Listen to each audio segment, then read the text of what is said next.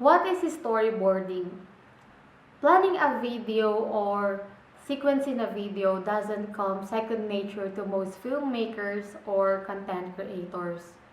Serious preparation is required. Lucky for you, there are tools to make this easier. Laying out your vision in a storyboard is one way to do it. What is a storyboard, if you may ask? The storyboarding establishes a structure for your communication. It is a visual outline consists of images or illustrations displayed in sequence for the purpose of revisualizing.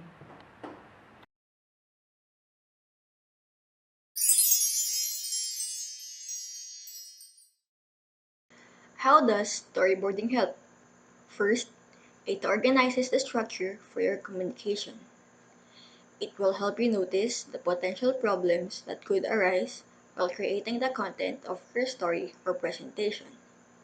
It will also prevent you from going out of topic, and it will serve as a guide on what you need to focus on and include in your presentation or your story.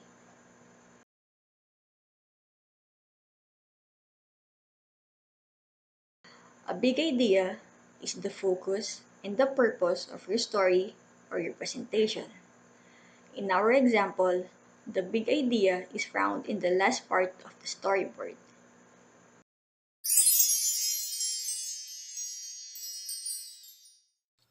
Have you ever watched a video or a presentation and then find yourself having trouble understanding the concept or the topic that they are trying to portray? This may be a cause of unorganized storyboarding. But before we dive into the process of storyboarding, let us first discuss the consequences of having an unorganized storyboarding to get you on our side.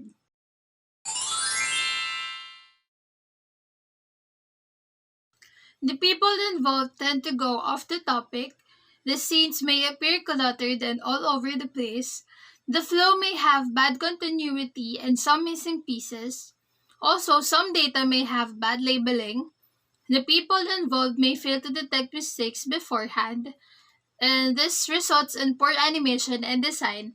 And lastly, the presentation may have inconsistent dialogues and animations. All in all, these consequences may have serious effects on your audience and their perception of the content that you're trying to present. The audience are more likely to be less engaged. They may not understand the idea of the content.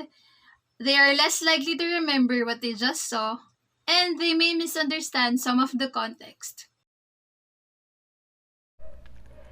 Now that all of you have learned about the consequences of having an unorganized presentation, let us now proceed to the importance of storyboarding. Let's go!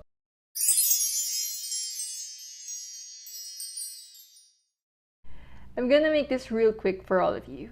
I'm gonna give you an acronym that tackles the importance of storyboarding, and it's gonna be called PECC.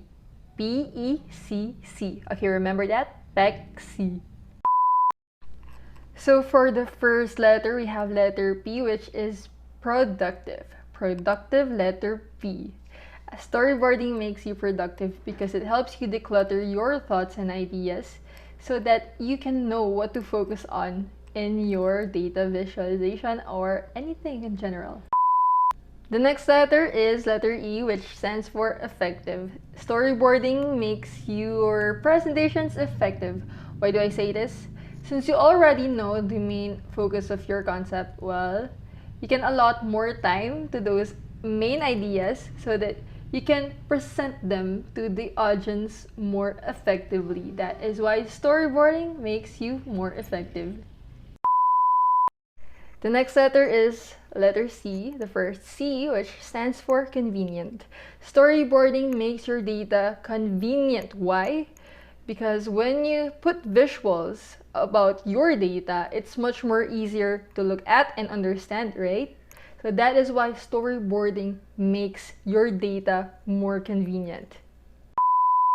Now here we are for the last C of PECC, which stands for concrete. Storyboarding makes your data concrete. Well, you have this decluttered ideas, this scattered thoughts. If you make it into a storyboarding, well, it puts it into a more tangible concept. It makes your data more concrete to grasp on, right? That is the wonders of storyboarding. Now, before we proceed to the next part, which is the process of storyboarding, I want you to have this main takeaway about storyboarding. Storyboarding makes your data, your content more easier to understand. Okay, always remember that. And don't forget also the acronym that I taught you today, which is PECC. PECC. So, what does it mean? Come on, come say it with me. It is productive, effective, concrete, and convenient. Okay, thank you so much. My name is Reika, and we're proceeding to the next topic. In storyboarding, there is a particular process that we need to know and we need to follow in making a simple yet understandable storyboarding. The first thing that we should have in storyboarding is the issue. In this particular process, we just simply state the problem that we will tackle in the whole storyboarding. And next is demonstrate the issue. Now we will be stating here how the problem occurred and all the details about the specific issue that your audience should know. The third step is the ideas for overcoming the issue. We will be stating here all the possible solutions that we can use in solving the issue or the problem that we have. And after that, we will describe these possible solutions that we will be using and how are we going to do this and how this solution can solve the problem. And also, if the problem has data, the next thing we should do is show these datas before and after to know if your solution makes a good progress for the problem. And lastly, the recommendation. After knowing the progress of your solution to the problem, we will now state here the suggestion or proposal as to the best course of action that we should do on the specific issue. Remember, when making a storyboard, we are not just doing it to state our problem and the solution. We should also consider our audience if they can understand the information that we are trying to give them. Following this particular process in storyboarding makes it easy for us and to the audience to be on the same page of understanding about the information. In data visualization, one of the most important steps is the process of storyboarding. It helps presenting a clear information for the audience to understand the context of the message. Despite its importance, there are mistakes that should be avoided to have an easier time storyboarding.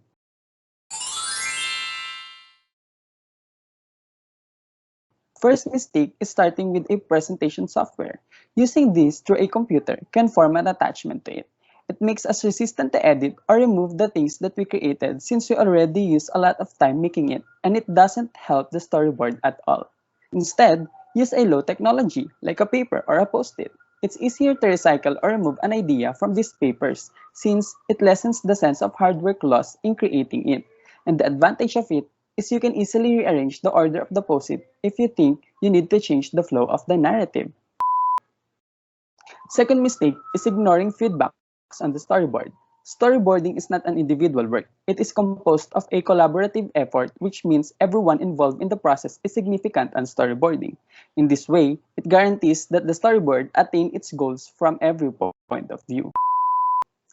Lastly, one of the mistakes in storyboarding is excluding to provide clear instructions. Instructions are necessary to ensure that everyone involved in the process is informed from any changes and revisions happen to the storyboard.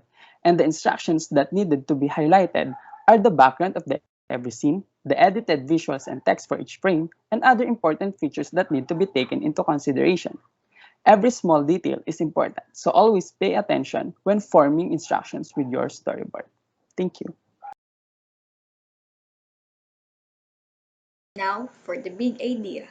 Storyboarding is necessary to make the presentation or story more understandable and clear for the audience.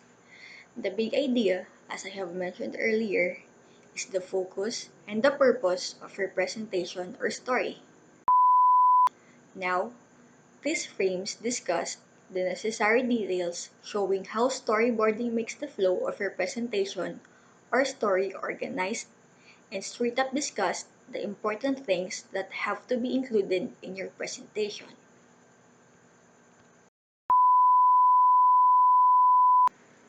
If you folks noticed, the big idea also served as the recommendation or the resolution for the issue placed at the last frame of the storyboard. But keep in mind that it is not always the case. The big idea is where all the frames created in the storyboard revolves, since it is the base or the main focus of the presentation. Always remember that when you are planning to create a presentation, you need to generate your big idea and then proceed to the storyboard so that you will know the path that you are taking.